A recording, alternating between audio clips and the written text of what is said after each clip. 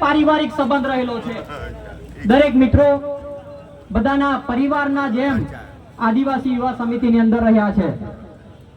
ઘણા બધા લોકોએ ઘણા બધા સમયથી જ્યારે હું ગોગંબામાં 3 વર્ષથી આવ્યો છું ત્યારે આદિવાસી યુવા સમિતિએ એક સમાજના નાતે ઘણા બધા મહેણા પોલીસ સ્ટેશન હોય ચાહે 15 લાખની વાતો હોય કે પેલા તો 15 લાખમાં સમાધાન કરે।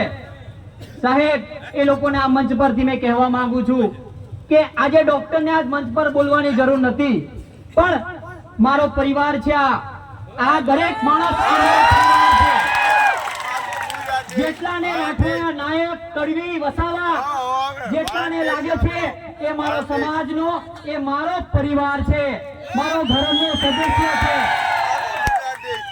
મારે આ મંચ પરથી આજે 9 ઓગસ્ટ નિમિત્તે એક ઘટના જે કેવડિયાની અંદર બની છે એને મારે ખાસ વખોડવી પડે છે। કાલે આદિવાસીને ચોરના નામે મારી નાખવામાં આવ્યા છે, તારે મારે આ મંચ પરથી કહેવું પડે છે કે જે તૈતર વસાવા છે એ મારો દે આજે 9 ઓગસ્ટ કેન્સલ કરી છે।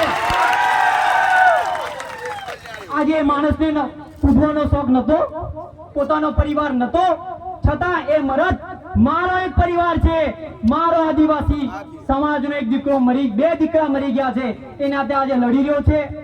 સાહેબ આદિવાસીને ન્યાય માટે લડવા જાય છે ત્યારે એમને એવું કહેવામાં આવે છે કે તમે દારૂડિયા છો, તમે ચોર છો। સાહેબ તમે બતાવો દરેક આદિવાસી સંપ્રદાયનો માણસ કઈક સનાતનમાં કોઈ જગ્યા પર સ્વામિનારાયણમાં સાહેબ બંદગીમાં એટલો સુધરેલો આ સમાજ છે ને તમે કેવી રીતે બદનામ કરી બતાવો છો।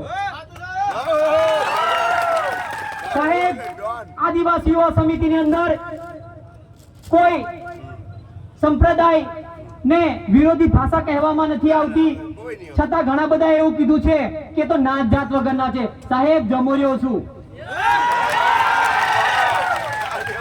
ઘણા ડામરિયા હશે, ઘણા કનાશિયા હશે, પોતપોતાની નાતો આપેલી છે કુદરતે આપણને।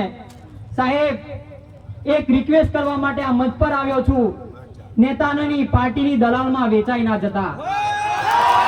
આ એક છેલ્લી પેઢી છે જે આપણને તારવી શકે છે, એક મંચ છે જે આદિવાસી યુવા સમિતિ છે। સાહેબ કોઈ એને પગાર નથી હાલતું, નથી એને કોઈ પેટ્રોલ હાલતું, નથી કોઈ એને ખર્ચ ચલાવવા માટે કોઈ ગુજરાતના ભથ્થું નથી આપતું, છતાં મારા દરેક આદિવાસી યુવા સમિતિના કાર્યકર્તાઓને એ મારો પરિવારનો એક સદસ્ય છે એ માનીને સૌને ધન્યવાદ કહેવા માંગુ છું।